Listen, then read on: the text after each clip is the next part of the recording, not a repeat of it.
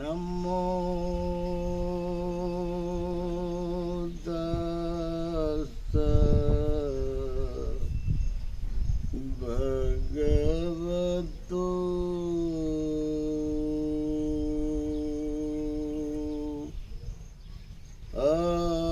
अरहतो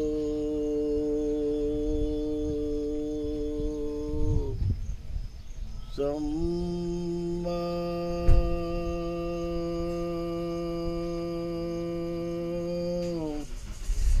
संबुद्धस्स।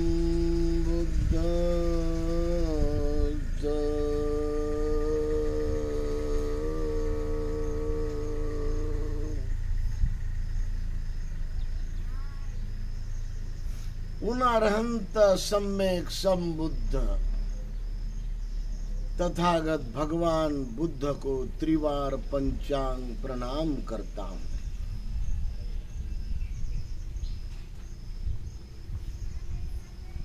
आदमी को हर बात और हर समय बड़ी अच्छी तरह से समझने की जिज्ञासा अनुसंधान करना चाहिए। क्यों कि हर पल पल में आदमी को ज्ञान प्राप्त होता है। ज्ञान के बल पर ही आदमी हर बुरे कर्म को बंद कर सकता है या बुरी जिंदगी जीना वो आपने भविष्य के हित के और सुख के लिए अपना अच्छा कल्याण और अच्छा भलाई करने के लिए वो पूरी तरह से अपने को अच्छा इंसान बना सकता है, अच्छा एक आदमी बना सकता है। क्षण क्षण बीतते जाए, बितान क्षण कभी न आए।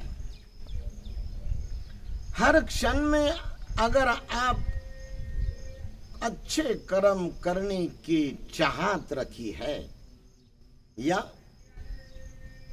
हर क्षण में आप पवित्र कर्मों के बीज बोना पसंद किया है या आपने मन की पूरी ताकत, दिमाग का पूरा बल उसको लगाया है, तो आपके लिए भविष्य कोई धोखा देने वाला नहीं है।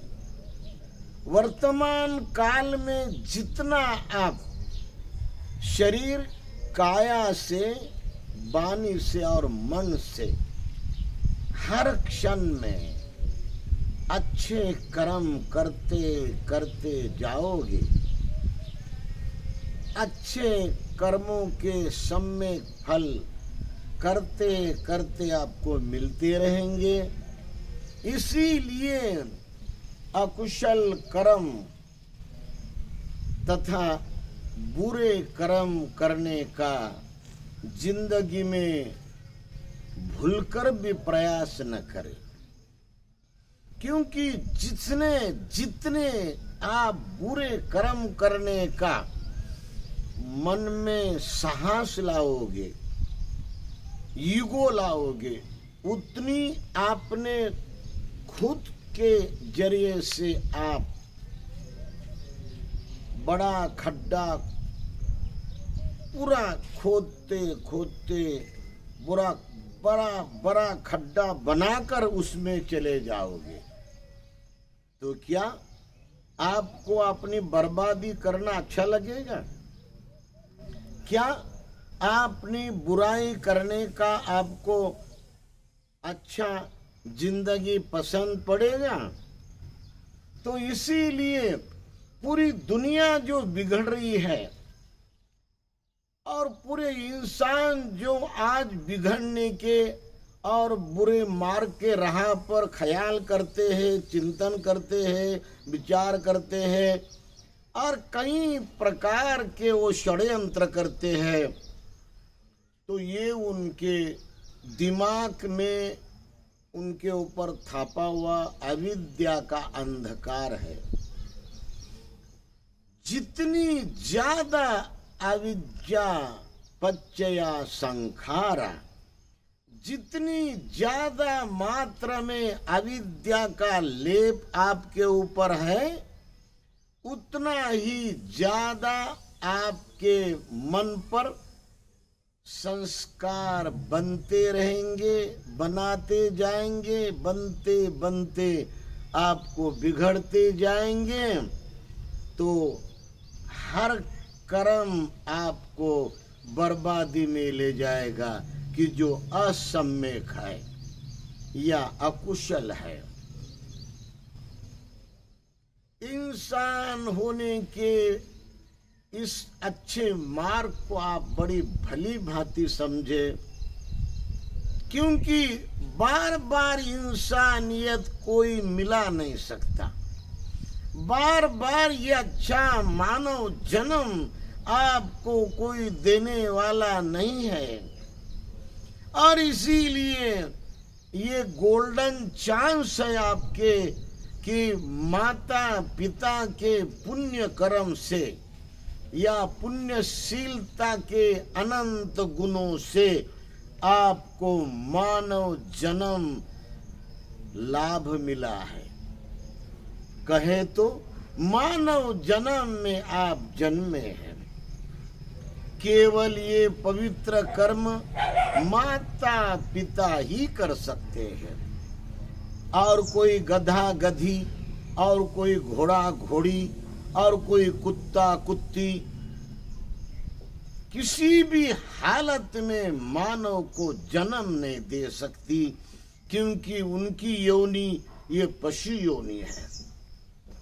मानव योनि में जो भी लोग बुद्धिमान होकर कदम कदम जिंदगी अच्छी जीने में अपनी पूरी तरह से जिंदगी गुजार रहे हैं, और जिंदगी बीतते बीतते अपने पूरे काम कर्म करते करते अपने बच्चों को जन्म देके, अपने बच्चों को क्रिएट करके, बचपन से ही अपनी माँ, जब हम लोग उसके पेट में रहते हैं तो कितने महीने तक माँ हमारे लिए बहुत प्यार देती है।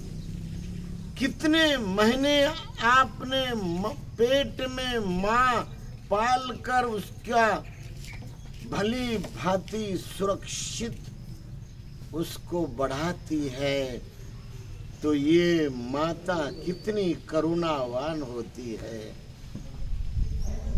हम बहुत खुशी में माँ के पेट में पूरा की पूरा जिंदगी 9 माह तक जीते हैं। तो कभी कोई कंप्लेन करते हैं, अरे माँ तो माँ है, अरे माँ का जो प्यार होता है वो महासागर होता है। तो अपने बच्चों को बहुत प्यार से, बड़ी करुणा से, बड़ी अनंत पवित्र भावना से वो अपने पेट में पालते पालते कितने एहसान माँ अपने ऊपर करती है, कितने ऋण उसके होते हैं। कितनी भी मुसीबतें आए, कितना भी दर्द हो जाए, कितना भी पेट में शरीर में पीड़ा हो जाए, लेकिन बच्चों को वो सुख देने के लिए सहनशीलता बढ़ाते ही जाती है, बढ़ाते ही जाती है। सहनशीलता का दूसरा नाम है शांति। तो ये माँ अपने मन में सहनशीलता को इतना बलवान रखती है, अपने मन में प्यार मोहब्बत करुणा को इतना विस्तार में बढ़ाती है, न जाने कितने जन्मों का हमारे साथ उन्होंने अपना जो बंधन है माँ और बेटे का या माँ और बेटी का इतना जुड़ा के रखा है। ये जोड़ना जो होता है ये आप जिंदगी भर पढ़ते पढ़ते सबक अंदर में बनाते बनाते अपने माँ को और अपने बाप को जोड़ के रखना चाहिए आपके फैमिली के साथ। कभी भी माँ और अपने पिता को जब आप बड़े हो जाते हो तो आप माता पिता से अलग रह के अपना बड़ापन बताते हैं कि मैं बहुत कमा रहा हूँ, मेरी कमाई तो 1 महीने की इतनी है। कितनी? इतनी है। अरे ये बढ़ाई जो है, ये जो तुम्हारी मन में भावना बढ़ रही है, ये माँ और बाप के सामने कुछ नहीं है। क्योंकि आज जो कमाया है वो कल नहीं रहेगा और आज जो आप हैं वो कल नहीं रहेंगे। क्षण क्षण बदलता जाए, बीता न क्षण कभी न आए। ऐसे ही जिंदगी ढल जाती है और हम 50, 60, 70 साल के होते होते एक दिन में किसी भी कारण से ऑफ हो जाते हैं। तो क्या आप समझ गए कि माँ के सामने 10 कोटि अपने कमाए तो आप बड़ा नहीं हो सकते। माँ बाप के ऋण के सामने आपने 100 कोटि कमा कर रखे या 100 फ्लैट भी बना के रखे तो माँ बाप के ऋण की कीमत आप नहीं चुकता कर सकते। क्योंकि माँ का पिया हुआ दूध उसका कर्ज और बाप ने आपके ऊपर जो एहसान किए, उपकार किए, उसका जो बोझा है किसी भी हालत में आपके तरफ से चुकता नहीं किया जा सकता। इतनी माँ बहुत महान है। माँ ये आपने जिंदगी की प्राथमिक पाठशाला का संस्कार विद्यापीठ है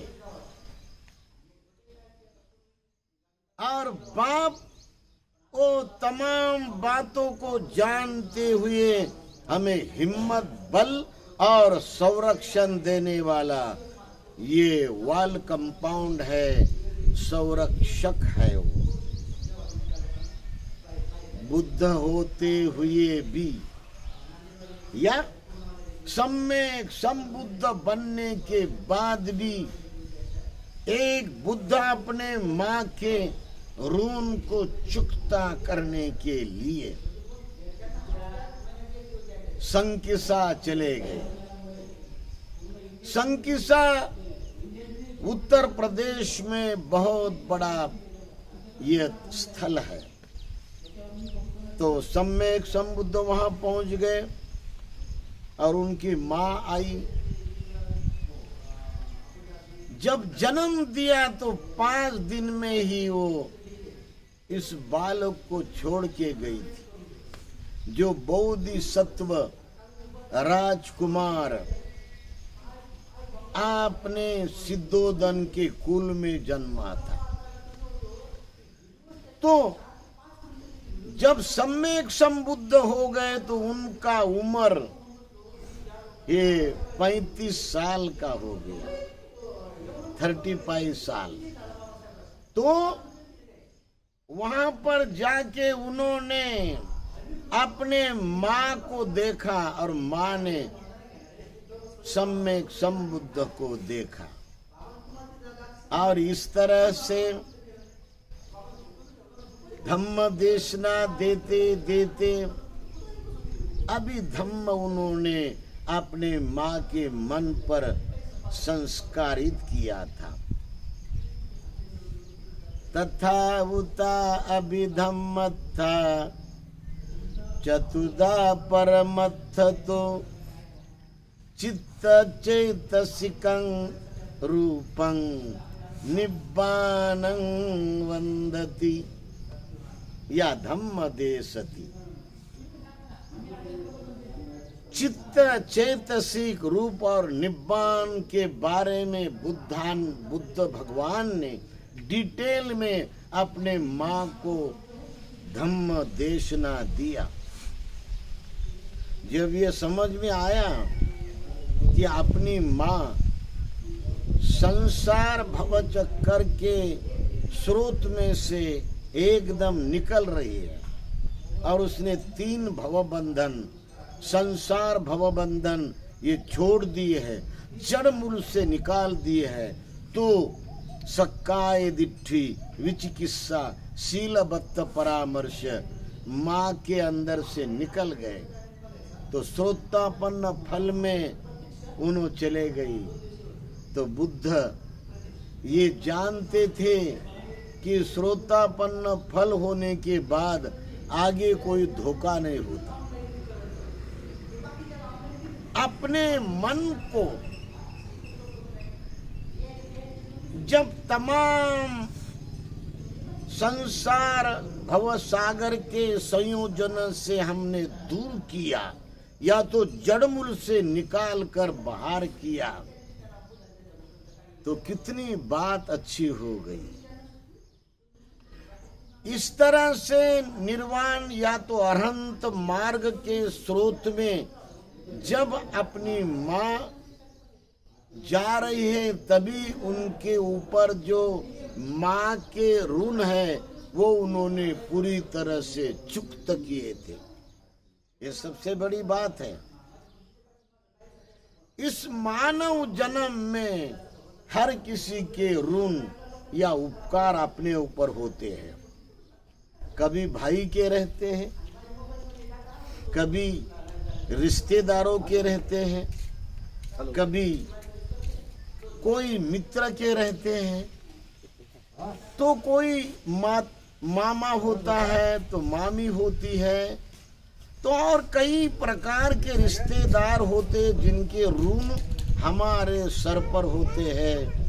ऐसे उपकारों को जिन्होंने अपने जिंदगी को अच्छा बनाने में सहायता दी है, उनके लिए हम हमेशा सावधानी से बुद्धिमान बनकर हमारा कर्तव्य करना चाहिए। ये एक महत्वपूर्ण विचार जिंदगी में हमें नई नई सोपान पर ले जाता है। कभी आप ये न सोचे कि इसके बारे में मैं बेईमान रहूं। बेईमानी से जीना या बेईमानी से रहना ये बहुत बड़ा धोखा है, क्योंकि कलंक जो लग जाता है वो बेईमान होने से लगता है। और जब आदमी बेईमान होता है तो उसके पीछे एक कारण होता है, वो स्वार्थी होता है, वो लोभी होता है, और वो हर प्रकार के लालच में अपने ईगो को बढ़ाकर बेईमानी करता है।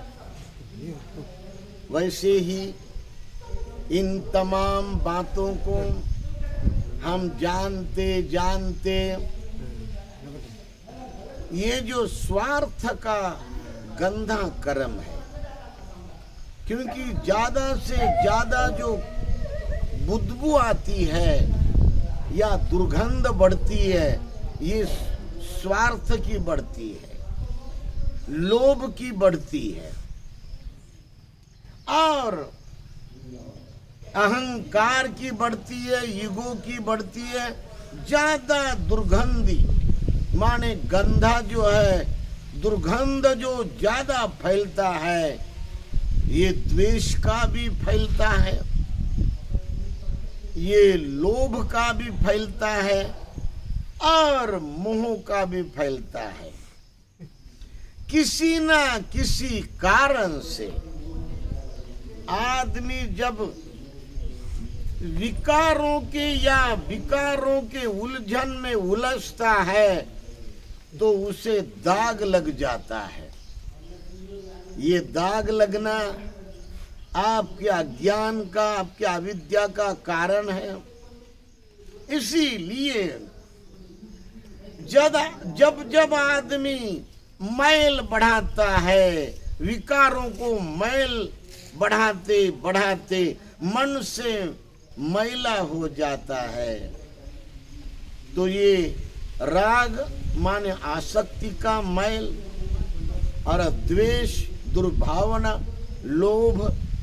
लोभ और स्वार्थ, ईर्ष्या, हेवा या जलन, मत्सर, ईगो, अहंकार, घमंड, मगरूरी और हर प्रकार का प्रमाद करने का मन में लाना, ये तमाम विकारों को बढ़ाते बढ़ाते अज्ञान में गिरा हुआ, अविद्या का अंधकार में फंसा हुआ आदमी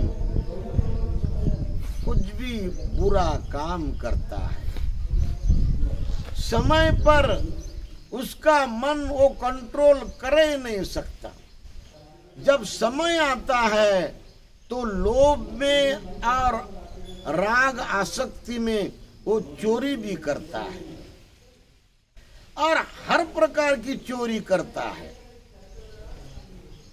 कोई आदमी मुकुंदवाड़ी में रहेगा, मुकुंदवाड़ी औरंगाबाद, वहां से निकलकर वो बजाज नगर जाएगा या तो रांजनगांव जाएगा या कोई MIDC के एरिया में, लोकल एरिया में जाएगा, तो वहां पर भी वो वही करेगा जो मुकुंदवाड़ी औरंगाबाद के एरिया में करता था। तो ज्यादा लोभी हो गया और ज्यादा पूरा राग माने आसक्ति बढ़ाने वाला हो गया, तो इतने लोगों को परेशान करेगा। कोई परिवार किसी अपने रिश्तेदारों के मंगल परिणय में गए तो उसके घर के लॉक तोड़ के अंदर घुसेगा, लॉक लगाएगा अंदर से और पूरा पैसा सोना कपाट में से निकालकर ऐसा धन जमा करते करते वहां से घर बाहर निकल जाएगा, तो इतना घर फोड़ा हो जाएगा। ऐसी चोरी चपाटी, ऐसा किसी माँ बहनों के गले में 12,000 का, 20,000 का कोई सोने का सुंदर अलंकार है तो उसको भी तोड़ के भागेगा। तो ऐसी घटनाएं होती है, ऐसी चोरी करता है। किसी के शबनम में, किसी के पॉकेट में पैसे रखे हैं और वो थोड़ा सा बाजू में गया, थोड़ी देर के लिए वहां पर रुक गया, तो बस इतनी 2-4 मिनट में ही वो पॉकेट का चैन खोलकर, शबनम का चैन खोलकर जितने पैसे चाहिए उतने लेने वाला। ऐसी लालच, ऐसी उसकी अपने मन की जो वासना है, पैसे की वासना, तो पैसे की वासना के सिलसिले में या पैसे के मोहब्बत के सिलसिले में या धन के मोह के ये आलम्बन में फंस के ऐसा चुराएगा, तेरा से 1300 रुपये चुराएगा, 2000 चुराएगा। अगर 10,000 है तो उसमें से 5,000 निकाल कर लेगा, क्योंकि उस आदमी को ऐसा लगना चाहिए कि नहीं, किसी ने कुछ लौटा नहीं लिया। तो इस तरह से ये मुंह में फंसा हुआ आदमी किसी के गले का सोने का अलंकार तोड़ेगा, किसी को चाकू का भय दिखा के उसकी अंगूठी, उसका बड़ा मोबाइल, 40,000 वाला, 50,000 वाला, 1,00,000 वाला मोबाइल चक्कू लगा के या खून का उसको ऐसा धमका के, धमकी दे के यूं भागेगा, मोबाइल लेके भागेगा। ये मुंह के जाल में होता है। हर मैल अपने आप में आदमी पैदा करता है। इसीलिए ये जीवन मार्ग में, अच्छे जीने के मार्ग में बताया है कि राग है और ज्यादा बढ़ रहा है तो जरा कम करो, और राग आसक्ति से आप विरक्त हो जाओ। इस तरह से जीना ये धम्म का है। द्वेष बहुत बढ़ रहा है, रिश्तेदारों में, भाई या बहनों में, या माता पिता में, या और किसी बारे में द्वेष बहुत बढ़ रहा है। द्वेष का उलझन बहुत भारी हो रहा है। तो भगवान कहते हैं द्वेष से विरत हो जाओ, मंगल मैत्री करो, सबका भला हो, सबका मंगल हो। इस तरह से अपने मन के वाइब्रेशन तरंग ये अच्छे बनाते बनाते आपका मैल उतरते उतरते निकल जाएगा। तो द्वेष मुक्त होना या द्वेष से विरत होना ये धर्म मार्ग है। या लोभ के चक्कर में है, कोई लड़की का लोभ लगा है, उसके होंठों को देख के, लाली लगाए हुआ होंठ, उसकी आंखों को देख के, आंखों में कोई काजल लगाया वो, या उसके बालों को देख के उसने बालों को बहुत ऐसे फूल लगाए हैं, वो फूलों को और बालों को देख के आपके मन में उसके बारे में मोह आ गया है। उसके गाल को देखते हुए, किसी लेडी के गाल को देखते हुए, उसके खूबसूरत सौंदर्य और गोरापन को देखते हुए, उसके बॉडी को देखते हुए, उसके बॉडी के ऊपर जो वस्त्र है या साड़ी है या सलवार है, इन सभी डिजाइन को रूप कहा गया। और रूप आपको बड़ा पसंद, बड़ा ही मोहित कर रहा है। तो आप मन के मन में ऐसा दमन करते हो, क्या खूबसूरत लेडी है, क्या सुंदर लेडी है, क्या कलर है उसका। यूं आपका मन जब ऐसा करते करते उलझन में बहता है और उलझन बहुत पक्का करता है, तो मार्ग में, अच्छे मार्ग में आने के लिए आपको ये तमाम लोभ से विरत होकर जीना, मोह में न रहते हुए उसे विरत होकर जीना, और एकदम विरक्त हो जाना, बैरागी हो जाना और त्यागी होना।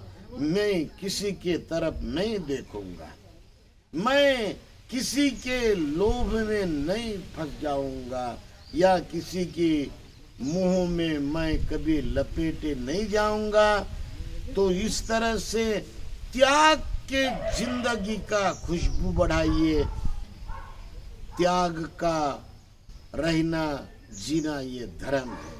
लोभ से विरत होना ये धर्म है, मोह से विरत होना ये धर्म है, मत्सर और ईर्ष्या से विरत होना ये धर्म है। और ईगो को पिघलते पिघलते या घमंड के विकारों को पिघलते पिघलते या और कोई विकार है उसको पिघलाने का, जो उसको पिघलते पिघलते उसका निर्जन बनाते बनाते पूरा मन निर्मल हो जाएगा तो आपको बहुत फल मिलेगा। आप बहुत सुखी हो जाओगे। तमाम विकारों से निर्मल बनना, और विकारों से निर्मल ही नहीं, स्थित प्रज्ञ होना, निष्कलंक होना, ये इंसान का सबसे ऊंचा ये पर्सनैलिटी है, व्यक्तिमत्व है। तो आप इस तरह से जानते हुए प्रज्ञा का सौंदर्य बढ़ाइएगा। प्रज्ञा के साथ राइट मेडिटेशन माने सम्यक समाधि का हमेशा आप पालन करते रहे, क्योंकि सम्यक समाधि से विरक्ति बढ़ाने में बड़ा फल मिलता है।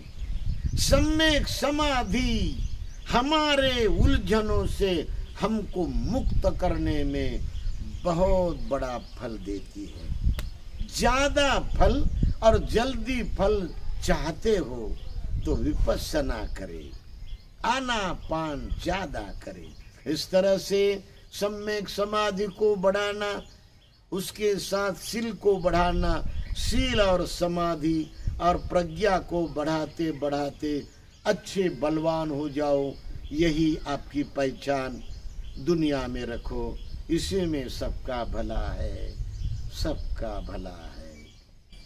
सब्बे सत्ता सुखी होन्तु,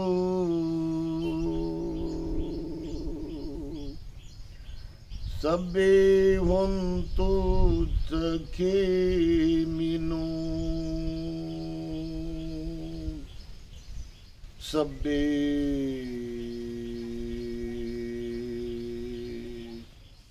भद्राणि पश्यन्तु,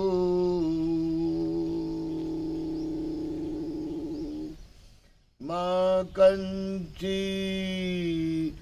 दुःखमागम।